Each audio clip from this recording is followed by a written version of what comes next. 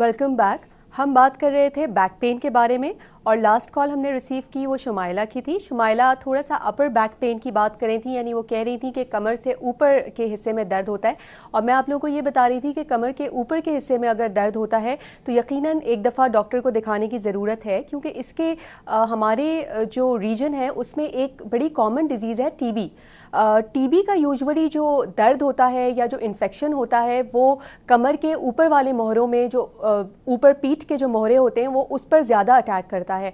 मेरा मकसद कोई किसी को डराना नहीं है, लेकिन ये ज़रूर है शुमाइला कि आप सिंपल पैनाडोल, कैल्पॉल, सिंपल गोलियां इस्तेमाल करें। दर्द के लिए थोड़ा सा हीट थेरेपी यूज़ करें, जैसे गर्म पानी के बैग्स वगैरह रखना, बाम को अप्लाई करिए।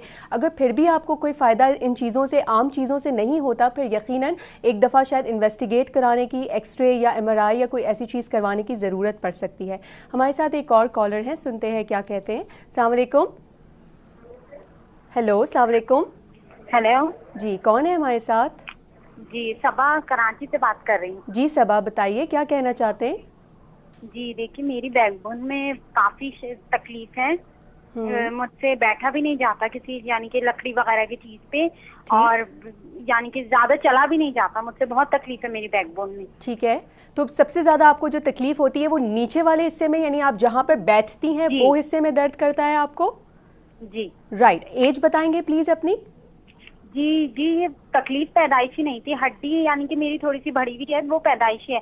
मगर मेरी तकलीफ अभी 1-2 साल से शुरू हुई है। अब तो इतनी शदीद तकलीफ है कि मैं बैठ नहीं सकती, और मेरे पाँव में चलने से ना वो लंगड़ाहट आ गई है। अच्छा सबा, मुझे प्लीज अपनी एज बताएंगे, एज बताइए। जी, मेरी एज है 20। ठीक है, ओके सबा, हमारे साथ ही रहिएगा, मैं आपको जवाब ऑन एयर दे रही हूँ।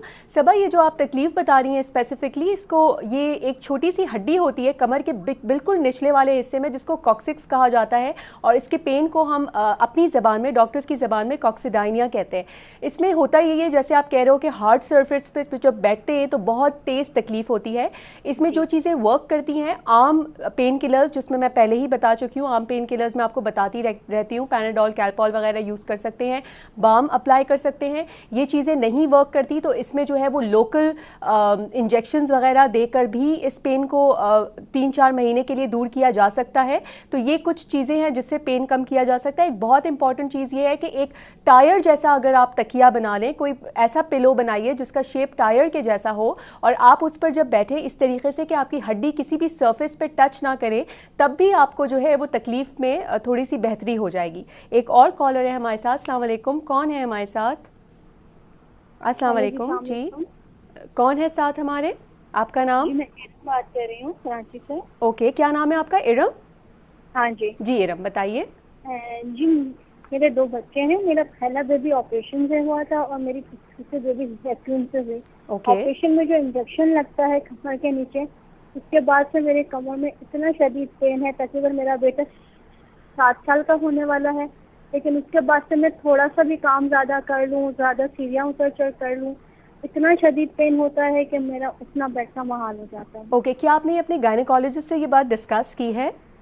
जी, आपने अपने गायनेकोलॉजिस्ट के साथ ये डिस्कस की है, अपनी डॉक्टर के साथ ये बात डिस्कस की है? जी, मैंने बहुत सी दवाएं भी यूज़ की। थोड़ी देर दवाई यूज़ करती हूँ तो सही हो जाता है, लेकिन थोड़ी सी हार्ड वर्किंग कर लूँ, इतना शदीद पेन शुरू हो जाता है कि इम्तिहानी। इतनी टैबलेट्स खा चुकी हूँ, काफ़ी चीज़ें यूज़ कर चुकी हूँ, लेकिन बस टेम्परेरी सही हो जाता है। फिर थोड़ा सा कर लूँ तो फिर वही। तकरीबन 7 साल हो गए मुझे ये तकलीफ में, जब से इंजेक्शन लगा है ऑपरेशन में, इसके बाद से ये मुसलसल तकलीफ मुझे रहने लगी। और इरम, आपके कितने बच्चे हैं?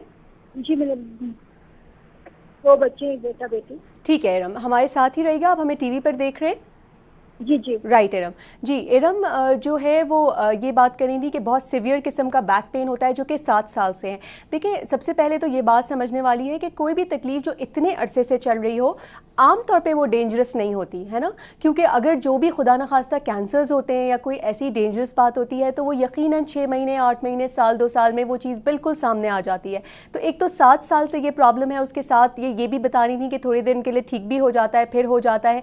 इसमें ज़रूरी ये है कि बैक का अपने ख्याल करें, यानी प्रिवेंशन। वैसे भी इनको तो पेन है, वैसे भी अगर हम अपनी बैक का ख्याल करें तो यकीनन हमें दर्द की शिद्दत या शायद दर्द जो है वो डिले हो जाए, ना हो दर्द। तो एक तो स्ट्रेट बैठना बहुत ज़रूरी है जब आप काम करते हैं, ख़ासतौर पर ख़वातीन जो घर के काम करती हैं, जब वो झुक के चीज़ें उठाती हैं, जैसे वज़नी चीज़ें, बाल्टियाँ वगैरह जो है वो झुक के और एकदम से उठा लेना, उससे बैक पे बहुत ज़्यादा स्ट्रेन आ जाता है और आप देखते हैं कि ठीक होता हुआ दर्द भी फिर से होना शुरू हो जाता है।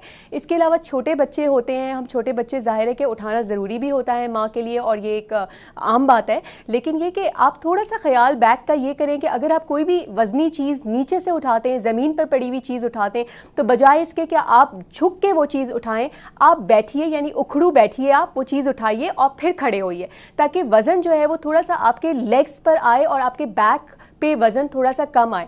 अपनी बैक का बहुत ज़्यादा ख्याल करें। जो घरेलू चीज़ें होती हैं जैसे हीट थेरेपी वर्क करती है, गर्म पानी के बैग्स वगैरह रखना, बाम अप्लाई करना, थोड़ा सा वॉक करना, और अगर वज़न आपका ज़्यादा हो तो यकीनन वज़न कम करने से भी जो है वो आपके तकलीफ़ों में फ़ायदा हो सकता है। तो बैक पेन की जब हम बात करते हैं तो बेसिकली एक तो ये वाले बैक पेन्स हैं कि जो कि आम पॉस्चर की वजह से होते हैं, जो डेली लाइफ की लिविंग पर उठने बैठने की जो चीज़ें होती हैं उसकी वजह से होते हैं। फिर कुछ बैक पेन्स ऐसे होते हैं जो कि डिजीज़ की वजह से होते हैं, जो कि किसी ख़ास बीमारी की वजह से होते हैं, जो कि हम अभी डिस्कस करते हैं। एक पहले कॉल ले लेते हैं। अस्सलाम वालेकुम, कौन है हमारे साथ? जी, कॉल डिस्कनेक्ट हो गई है। तो हम ये बात कर रहे थे कि वो कौन सी डिजीज़ेज़ हैं, वो कौन सी बीमारियां हैं जिसकी वजह से बैक पेन या बैक के प्रॉब्लम्स हो सकते हैं।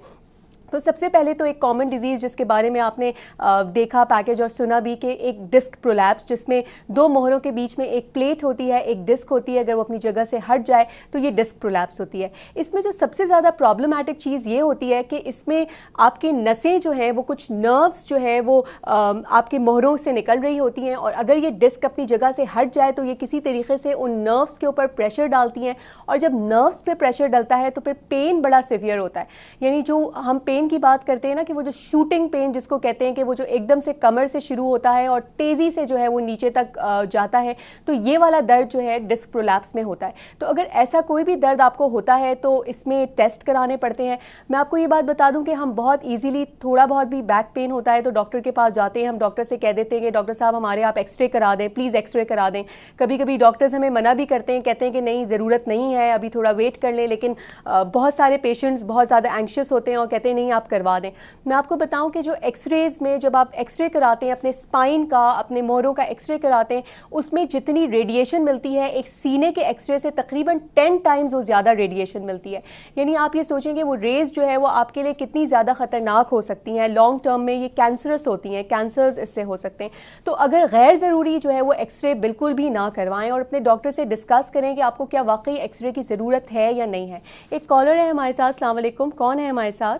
वालेकुम अस्सलाम, सीमा नजम बात कर रही हूँ। जी सीमा, बताइए। एक्चुअली मुझे ये हुआ था कि अभी मैं ज़रा गई हुई थी बाजार, तो वहाँ से वापस आई तो मैं रिक्शे में थी। रिक्शा ने वो जो जंप्स होते हैं उस पर बहुत तेज़ी से उन्होंने जंप किया था, मुझे 2-3 जंप लगे। उसके बाद मैं जब घर आई हूँ तो मुझे आई थिंक वो जो कहते हैं चुक आ गई या चिक आ गई, क्या कहते हैं, वो मुझे लग रहा है। उसके बाद से मेरे एकदम कमर जो है वो एकदम स्ट्रेट हुई हुई है और तकलीफ भी बहुत हुई है, और यूरिन आई मीन बुरा खुल के नहीं आ रहा है यूरिन। अच्छा, तो मुझे बड़ी परेशानी हो गई। उसके बाद ये मैंने काफ़ी पानी वानी पिया, तो अब यूरिन का तो मसला ऑलमोस्ट हल हो गया है। बट ये है कि वो दर्द जो है ना, आज सैटरडे को ये हुआ था और आज ये ट्यूसडे हो गया है, और मुझे अभी तक ये है कि मतलब स्ट्रेट बैठ रही हूँ, बैठ के उठ रही हूँ तो तकलीफ हो रही है, लेट के उठ रही हूँ तो तकलीफ हो रही है, इवन के कमोड यूज़ कर रही हूँ तो भी तकलीफ हो रही है, और ये बैक पे दोनों साइड पे नीचे और ये कमर के थोड़ा नीचे और कमर के बस समझो ऑलमोस्ट कमर के नीचे की तरफ तकलीफ हो रही थी। अब तो ये कि काफ़ी बेहतर हो गया। मैंने ये आपके कहने के मुताबिक ऑलमोस्ट ऑइंटमेंट वगैरह लगाए हैं और वो न्यूब्रॉल फोर्ट भी यूज़ की थी, ठीक है, पेन किलर जो थी।